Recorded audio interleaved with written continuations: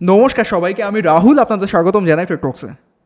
তো চলুন দেখে নিই কালকে আমরা নিফটি 50 আর ব্যাঙ্ক নিফটিকে কীভাবে ট্রেড করব। কালকে মানে সোমবার, আর এর সাথে আজকের মার্কেট কেমন ছিল, আজকে আমরা কোথায় ট্রেড নিয়েছি বা কোথায় ট্রেড নেওয়ার কথা বলেছিলাম লাস্ট ভিডিওতে, চলুন সেগুলো একদম স্টেপ বাই স্টেপ দেখে নিই। তো আজকে আমি সারাদিনে একটা ট্রেড নিয়েছি, সেটা হচ্ছে ব্যাঙ্ক নিফটিতে। সেখানে কিন্তু আমাদের আজকে এসএল হিট হয়েছে। অলরাইট, তো ট্রেড নেওয়ার পেছনে কারণ কী ছিল সেটা আগে ভালো করে বুঝি।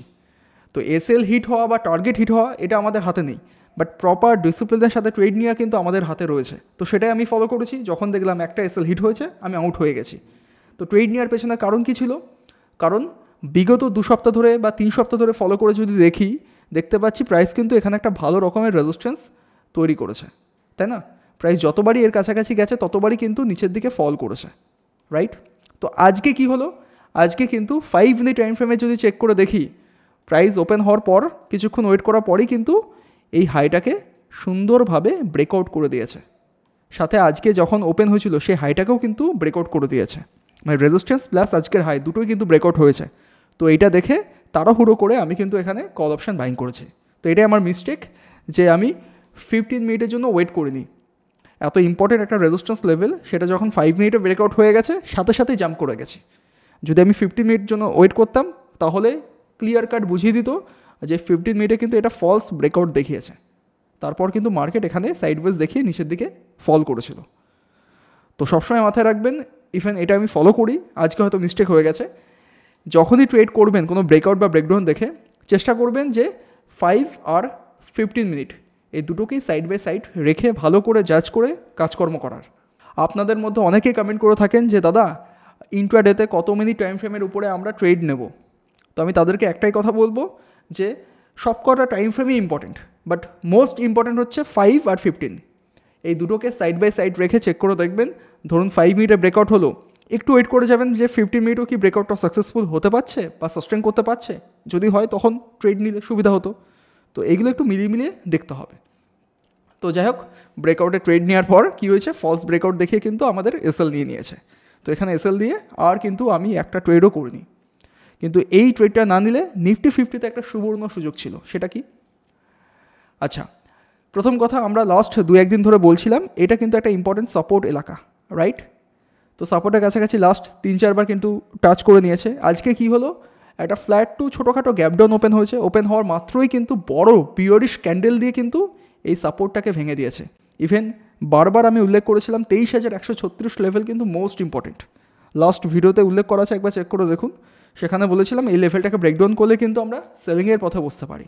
কিন্তু যখন ব্রেকডাউন হলো, ইনিশিয়ালি কিন্তু একটা বড় ক্যান্ডেল দিয়ে ব্রেকডাউন দেখালো। তো এত বড় ক্যান্ডেল দেখে যদি আমি ব্রেকডাউনে পুট অপশন বাইং করতে যাই, স্টপ লস কিন্তু আমার আয়ত্তের বাইরে হয়ে যাচ্ছে। এত বড় স্টপ লস নিয়ে ট্রেড করা যায় না, স্পেশালি আবার ইন্ট্রাডেতে। ওকে, তারপর কি হলো? তারপরই হচ্ছে আসল মজা। যদি 5 মিনিটে চেক করে দেখেন, এই যে প্রথমেই বললাম 5 মিনিট আর 15 মিনিট দুটোই কিন্তু সাইড বাই সাইড চেক করে দেখতে হবে। তো 5 মিনিটে কি দেখতে পাচ্ছি, ব্রেকডাউন তো হয়েছে। ব্রেকডাউন হওয়ার পর কিন্তু প্রাইস সেম লেভেলে 23,136 লেভেলে কিন্তু একটা পুল ব্যাক নিল। পুল ব্যাক নেওয়ার পর এক্স্যাক্টলি এখানে টাচ করার পরেই কিন্তু দেখুন এই 3টে ক্যান্ডেল মিলিয়ে কি তৈরি করেছে, একটা ইভিনিং স্টার ক্যান্ডেল তৈরি করেছে। সেটা দেখানোর পর কিন্তু মার্কেট ফল করেছে। মানে যেই সাপোর্ট রেজিস্ট্যান্সের কথা বলেছিলাম, যেটা কিনা প্রাইসকে 2-3 বার সাপোর্ট দিয়েছে, সাপোর্টটা ভেঙেছে, সেম জায়গায় রিটেস্ট করেছে, করার পর 5 মিনিটে একটা বিয়ারিশ ইভিনিং স্টার ক্যান্ডেল তৈরি করেছে। করার পর এখানে আপনাকে এন্ট্রি নেওয়ার সুযোগ দিয়েছে। সুযোগ পেলে যদি ট্রেড নিয়ে থাকেন অ্যাজ পার প্ল্যান, আশা করছি একটা দারুণ প্রফিট কামিয়েছেন। ওকে, মানে যেই লেভেলগুলোর কথা আমরা আলোচনা করি, প্রাইস কিন্তু সেই লেভেলটাকে প্রত্যেক দিন কিছু না কিছুভাবে আপনাকে মিলিয়ে দিচ্ছে। শুধু সেই লেভেলে একটু সজাগ হয়ে ভালোভাবে বুঝে, ক্যান্ডেলের সাইকোলজি বুঝে কিন্তু ট্রেড নিতে হবে। ওকে, তো এবার চলুন দেখে নিই যে আগামীকাল কীভাবে আমরা ট্রেড করব। তো যদি ডেলি টাইম ফ্রেমে দেখি, আমরা ডেলিতে আমরা দেখে বুঝতে পারছি প্রাইস যে লো থেকে হাই পর্যন্ত একটানা মুভমেন্ট দেখিয়েছিল তার কিন্তু 50% লেভেলে এসে গেছে। এই যে টানা একটা মুভমেন্ট দেখিয়েছিল, একটা ভালো রকমের বুলিশনেস শো করছিল, সেটা কিন্তু কোথাও না কোথাও একটা ল্যাগিং হয়ে গেছে। যদি এই যে বুলিশ র্যালি হয়েছিল এর মধ্যে যদি স্ট্রেংথ থাকতো, তাহলে কিন্তু অল্প একটু কারেকশান নিয়ে বা এখানে একটু টাইম কারেকশান নিয়ে কিন্তু আবার ব্রেকআউট দেখাতে পারতো। বাট যেহেতু অনেকটাই ফল হয়ে গেছে, মানে এর হাফ পর্যন্ত ফল হয়ে গেছে, তো কোথাও না কোথাও সেলাররাও কিন্তু এখানে মার্কেটে ডমিনেট করছে। তো সব থেকে সেফেস্ট ট্রেড কী হতে পারে?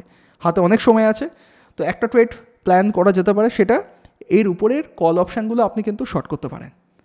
কারণ এর উপরে যদি কল অপশান শর্ট করেন, উইকলি হোক বা মান্থলি যে অপশানে আছে সেখানে যদি শর্ট করেন, এখন অনেক দিন সময় রয়েছে যে এর উপরে যাওয়ার। আদৌ যেতে পারবে কি পারবে না সেটাও বলা মুশকিল, কারণ আশপাশে যা নিউজ দেখতে পাচ্ছি সেই অনুযায়ী মার্কেটের মধ্যে মানে শর্ট টাইমে কিন্তু একটা সেলিং প্রেশার থাকতে পারে। এত সহজে ব্রেকআউট দেখানোটা একটু চাপের হতে পারে, আবার দেখাতেও পারে। তার জন্য প্রপার স্টপ লস লাগাতে হয়। মানে ট্রেড করা হচ্ছে টোটালি আপনার যে রেশিও আছে সেটাকে একটু ম্যানেজ করে চলবেন, কোয়ান্টিটি সাইজ একটু ম্যানেজ করে চলবেন, আর আপনার যে অ্যাকুরেসি আছে সেগুলো বুঝে করলেই কাজ হয়ে যায়। এই যে রেজিস্ট্যান্স আমরা দেখতে পাচ্ছি এতটা ফল করে গেছে, তার মানে এর উপরে কিন্তু কল অপশান আমরা শর্ট করে সেফলি একটু ওয়েট করে থাকতে পারি। এখানে যদি 3-4 দিন টাইমও কাটিয়ে দেয়, কিছু না কিছু প্রফিট কিন্তু আপনি ক্যাচ করতে পারবেন। এবার একটু চেক করে দেখবেন যে উইকলি যে অপশান আছে সেখানে কত প্রিমিয়াম রয়েছে, সেটাকে শর্ট করতে গেলে আদৌ কি ফায়দা হবে নাকি মান্থলিতে সুইচ করবেন, সেগুলো একটু চেক করে দেখতে হবে। এটা সবথেকে সেফেস্ট, আর বলবো একটা সুইং ট্রেড হিসাবে প্লে করতে পারেন। That's all. এবার চলুন দেখে নিই যে ইন্টুয়ারেতে কীভাবে কাজ করব। তো দেখুন, ইন্টুয়ারেতে আমরা জানি যে এখানে কিছুদিন টাইম কাটানোর পর কিন্তু ব্রেকডাউন দিয়েছে, তার মানে এই সাপোর্টটা কিন্তু এবার রেজিস্ট্যান্স হয়ে দাঁড়িয়ে থাকবে। 23,136 থেকে 200 লেভেল পর্যন্ত কিন্তু প্রাইসের কাছে একটা ভালো রেজিস্ট্যান্স। আর আজকে লো কোথায় করেছে সেটাকে একটু মার্ক করা দরকার। আজকে লো কিন্তু এই জোনটাকে করেছে। ফাইন, তাহলে কীভাবে ট্রেড নেবো আমরা? কালকে যদি দেখি প্রাইস ফ্ল্যাট ওপেন হওয়ার পর এখানে ভালো প্রাইস অ্যাকশন দেখিয়ে আজকে লোকে ব্রেকডাউন করছে, সেক্ষেত্রে ছোটোখাটো এসএল লাগিয়ে কিন্তু আমরা পুট অপশন বাইং করতে পারি। এটা হচ্ছে প্রথম প্ল্যান। দ্বিতীয় প্ল্যান কি, যদি ফ্ল্যাট ওপেন হওয়ার পর দেখা গেল নিচে না এসে উপরের দিকে যাচ্ছে, যাক, এখানে যে 23,000 লেভেল আছে না, এই 23,000 লেভেলের কাছাকাছি আসার পর যদি এখান থেকে দেখি কোনো রেজিস্ট্যান্স পাচ্ছে, সেই ক্ষেত্রেও কিন্তু আমরা আবার সেলিংয়ের প্ল্যান করতে পারি। 23,000 লেভেলকে কেন উল্লেখ করছি, কারণ এটা কিন্তু একটা রাউন্ড সাইকোলজিক্যাল নাম্বার, যেখানে কিন্তু প্রচুর পরিমাণে কল রাইটিং কিন্তু হয়ে থাকে বা পুট রাইটিং হয়ে থাকে। আপাতত মার্কেট এই লেভেলের নিচে ক্লোজিং দিয়েছে, তার মানে এর উপরে কল রাইটিং হয়ে আছে। তো তার জন্যই বলছি, যদি এর কাছাকাছি গিয়ে কোনো রেজিস্ট্যান্স শো করে বা বিয়ারিশনেস শো করাই, তাহলে আমরা ছোটোখাটো এসএল লাগিয়ে প্রপার প্রাইস অ্যাকশন বা ক্যান্ডেল প্যাটার্ন দেখে সেলিংয়ের প্ল্যান করতে পারি। এছাড়া যদি দেখা গেল এই 23,000 লেভেলকেও রেসপেক্ট না করে মার্কেট উপরের দিকেই যেতে শুরু করেছে, তবু আমি কল কিনতে যাব না, ওয়েট করব একদম যেখানে প্রাইস আগে মাল্টিপল টাইম সাপোর্ট নিয়েছে, ব্রেকডাউন হওয়ার পর রেজিস্ট্যান্স হয়ে দাঁড়াবে, তো তার কাছাকাছি প্রাইস একদম পৌঁছে যাক। যাওয়ার পর এখান থেকে যদি দেখি কোনোভাবে প্রাইস আবারও রেজিস্ট্যান্স পাচ্ছে, সেখানেও কিন্তু আমরা সেলিং প্ল্যান করতে পারি। তো এই হচ্ছে ফ্ল্যাট ওপেন। ফ্ল্যাট ওপেন হয়ে যদি আজকে লোকে ভাঙে, সেখানে পুট কিনবো, আর উপরের দিকে গেলে ইম্পর্টেন্ট লেভেলে যখনই প্রাইস রেজিস্ট্যান্স পাবো আমি সেলিংয়ের কথা ভাববো, আমি কিন্তু বাইং করার কথা ভাবছি না। আর যদি কালকে দেখি গ্যাপ আপ ওপেন হয়েছে, তো গ্যাপ আপ যদি 23,000 লেভেলের কাছাকাছি ওপেন হয়, তো খেয়াল করে দেখবেন গ্যাপ আপ হওয়ার পর 5 মিনিট টাইম ফ্রেমের উপরে যদি এখানে দেখি সাস্টেন করতে পারছে না, lower high lower low pattern show করছে বা বিয়ারিশনেস কোনো এখানে ক্রিয়েট করছে, তো ছোটোখাটো এসএল লাগিয়ে আমরা কিন্তু সেলিংয়ের প্ল্যান করতে পারি। ইমিডিয়েট টার্গেট হয়ে দাঁড়াবে আজকের লো, দেন আজকের লোকে ভাঙলে কিন্তু ফার্দার মার্কেট ফল করতে পারে, সেক্ষেত্রে আপনি ট্রেলিং এসএল লাগিয়ে ম্যাক্সিমাম প্রফিট গেন করতে পারেন।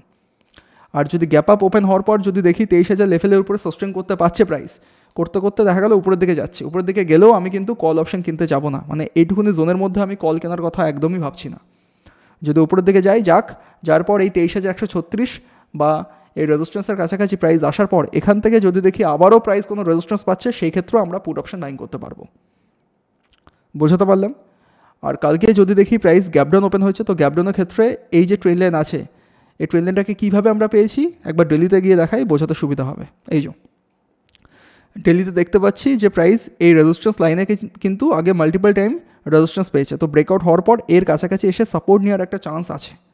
তো তার জন্যই বলছি 15 মিনিট টাইম ফ্রেমের উপরে যখন চেক করে দেখবেন গ্যাপডাউন ওপেন হওয়ার পর প্রাইস কী করছে, প্রাইস যদি দেখি নিচের দিকে আসছে, আসুক, এই যে ট্রেন লাইন আছে যেখানে যে কিছুক্ষণ আগেই বললাম, এই ট্রেন লাইনের কাছাকাছি এসে যদি দেখি প্রাইস সাপোর্ট নিচ্ছে, একটু সময় দিয়ে দেখবেন, যদি সাপোর্ট নেয় তাহলে ছোটোখাটো এসএল লাগিয়ে কিন্তু এখানেও আমরা কল অপশন বাইং করতে পারি।